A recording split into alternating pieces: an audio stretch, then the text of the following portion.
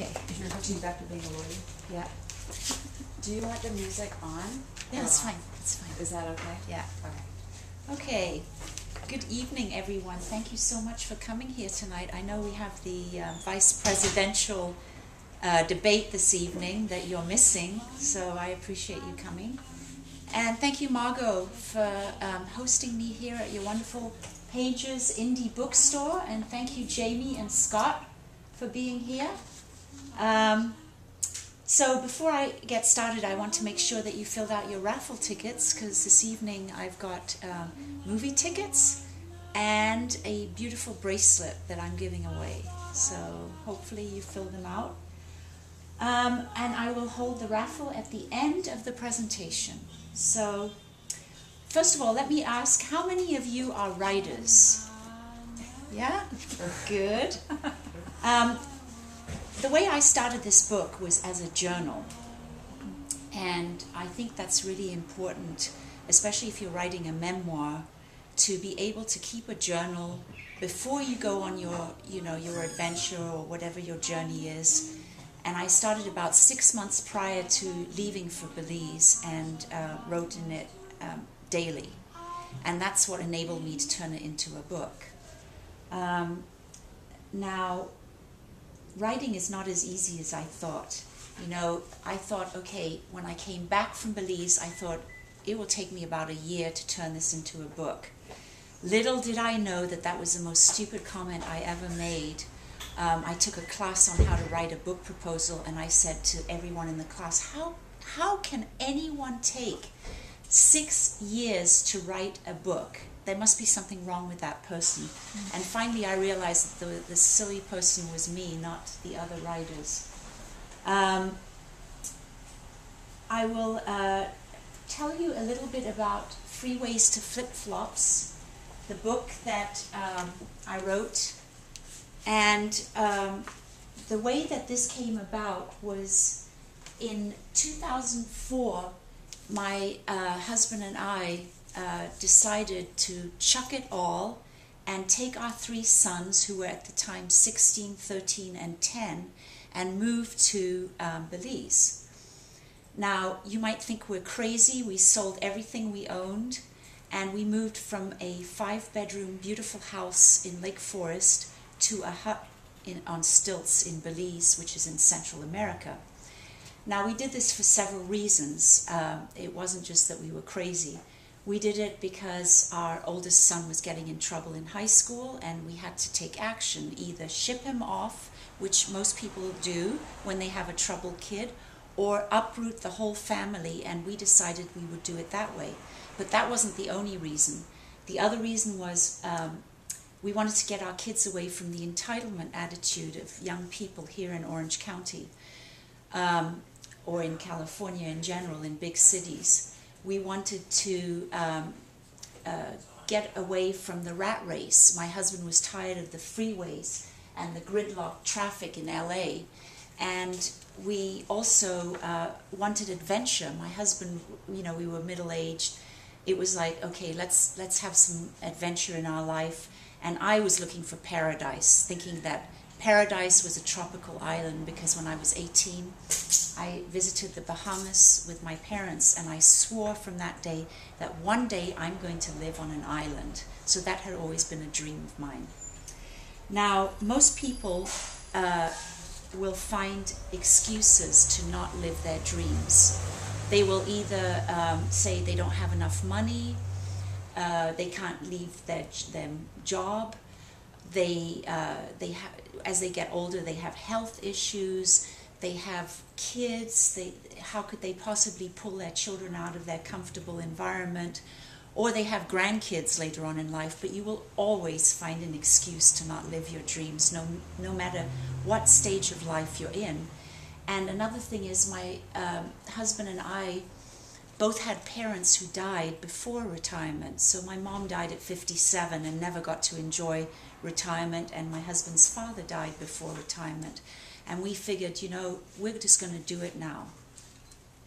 So when my oldest son started getting more and more trouble, we took a 10-day scouting trip and had someone take care of our kids to check out Belize.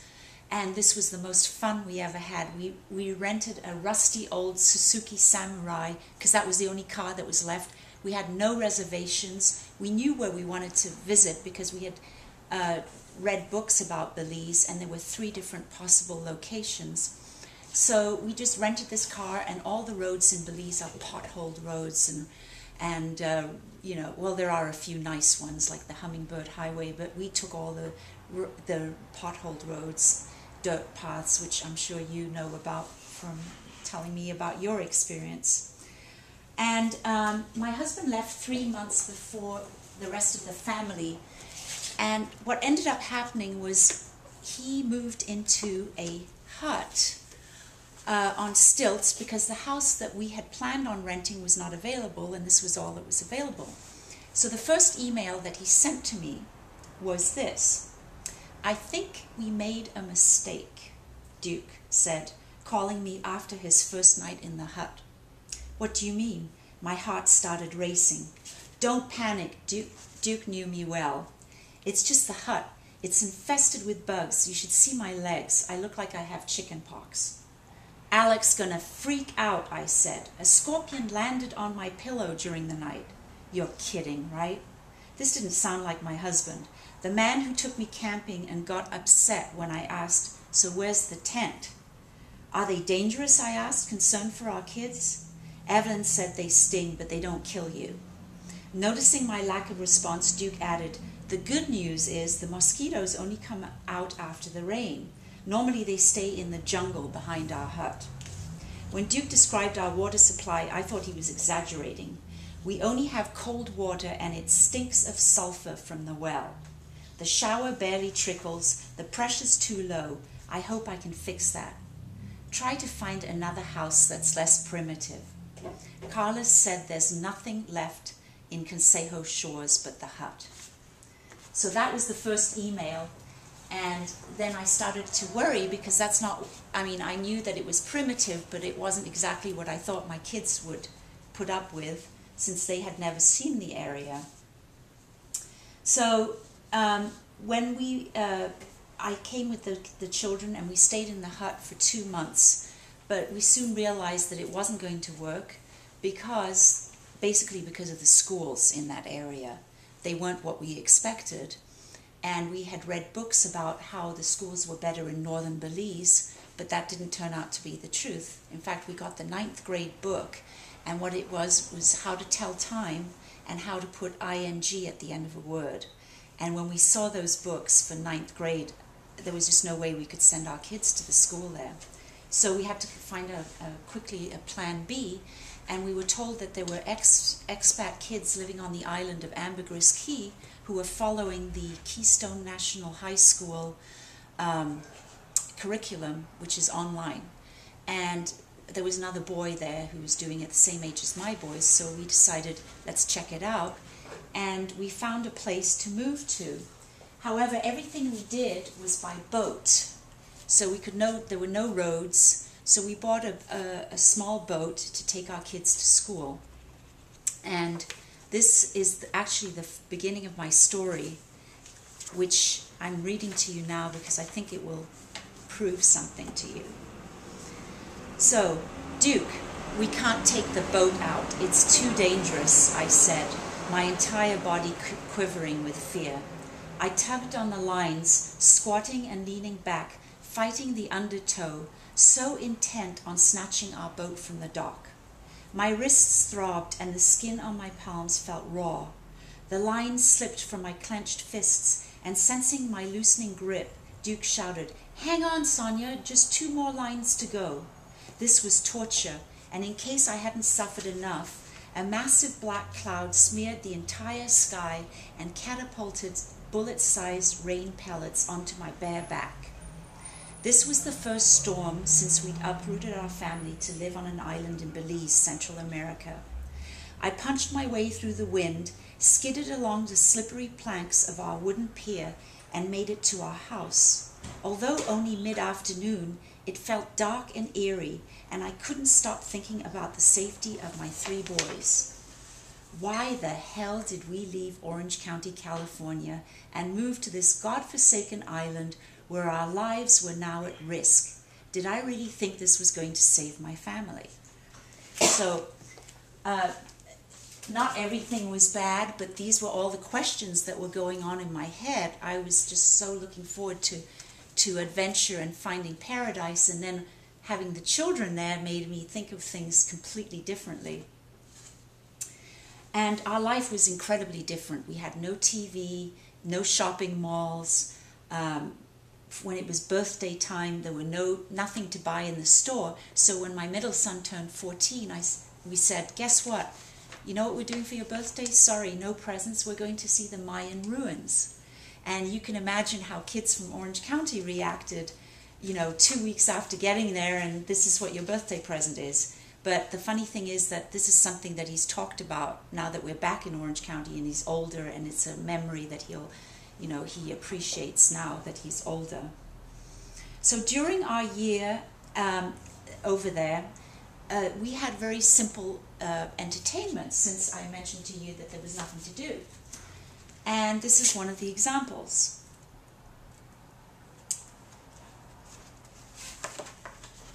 Does anyone know how the oven works? I asked.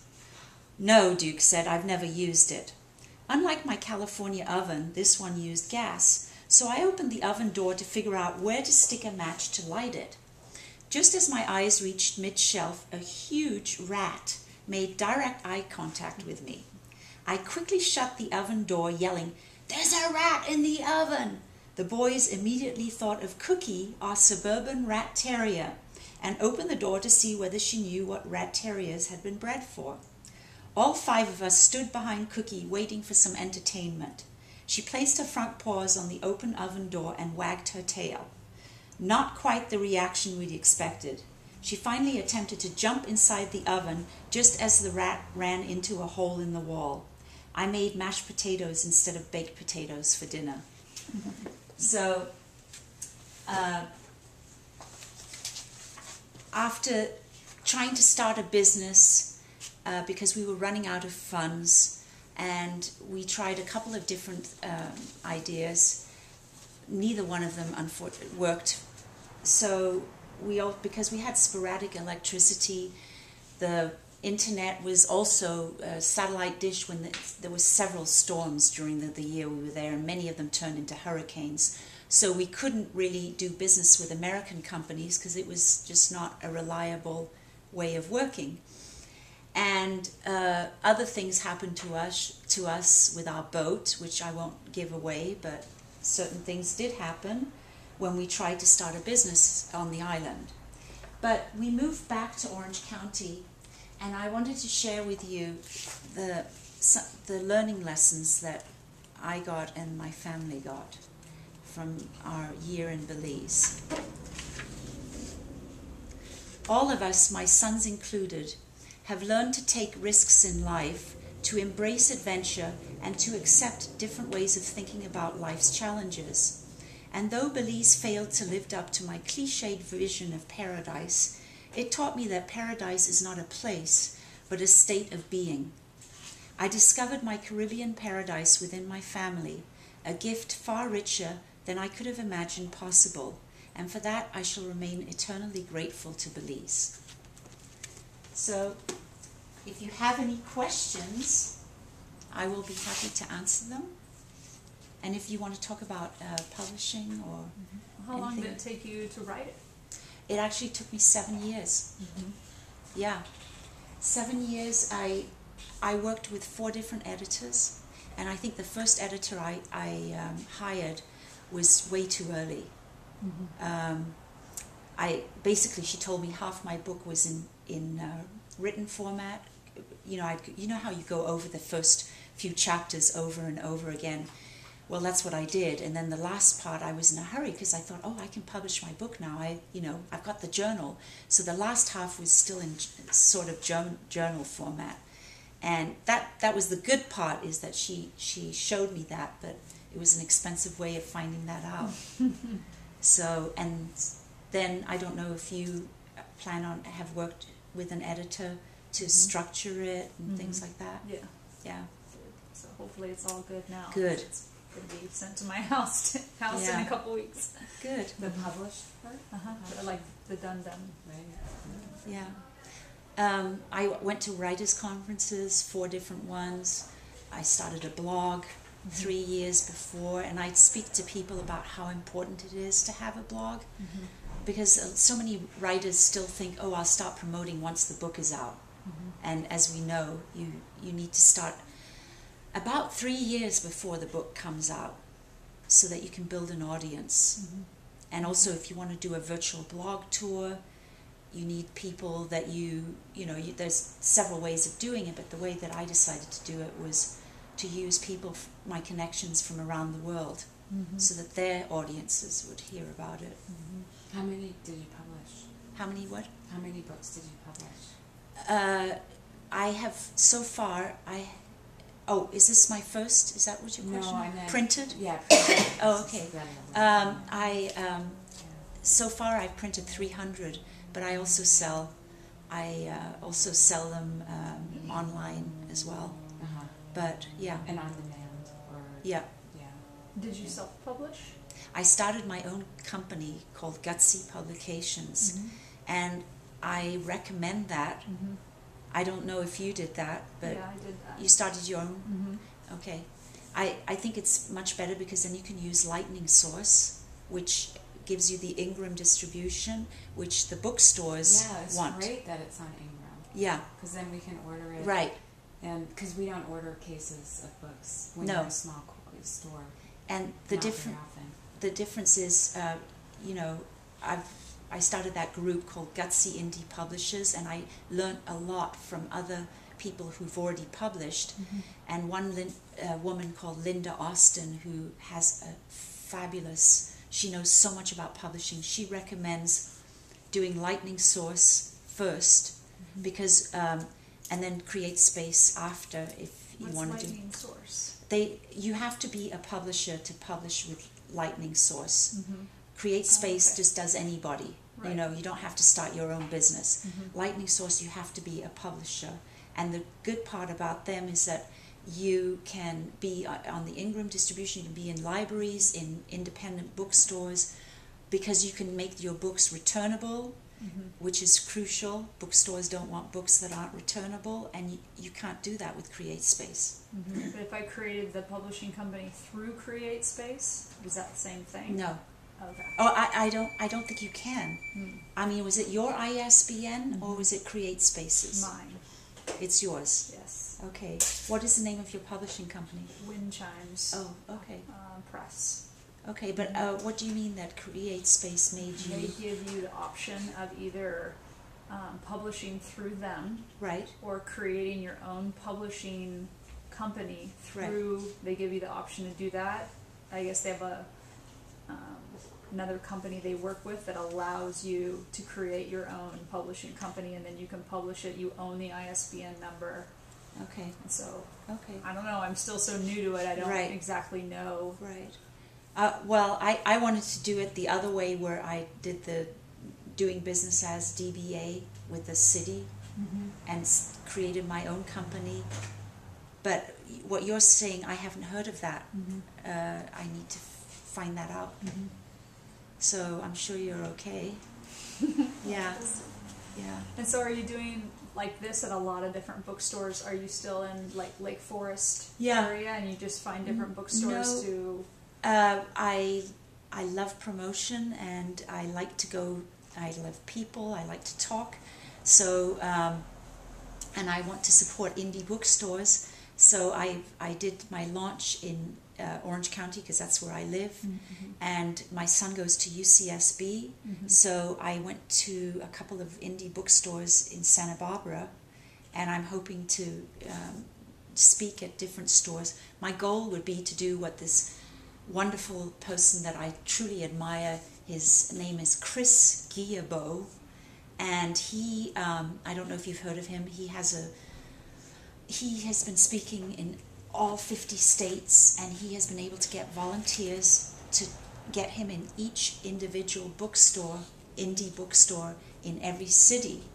And through his volunteer contacts, they have been you know, inviting their friends to come, and now he's on book number 2. It's called The $100 Startup, and he has traveled to 186 countries out of, I think there are 192 countries in the world.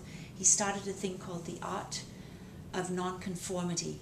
So it's people who want to get away from the cubicle job and start their own business, and he's got such a huge following. I think we ordered books for Yeah, $100. it's The $100 Startup. Yeah. Is his latest really book. sounded fascinating. He is amazing, and he's 34, and I'm going to his conference next year because I went to his first conference. I met him at Book Soup in LA when he had his book signing, but he would go, like I say, from one bookstore to the next, and now he's doing a world tour in every country. Okay, you have to really not mind going to place because that is so much work. Oh, Like when I talk to some of the authors who are big names that Right. happen to come through our store, they are white, and they probably don't do as much as this guy does. You know. Oh, I know. Like, I mean, he was on a plane. He did the marathon. He ran the marathon in somewhere, I don't know, on the East Coast. The next day, he caught a plane to Australia. And then he was going to, I mean, he still has 4 countries left that he has to visit before he turns 35. I mean, this is his how many goal. passports does he have?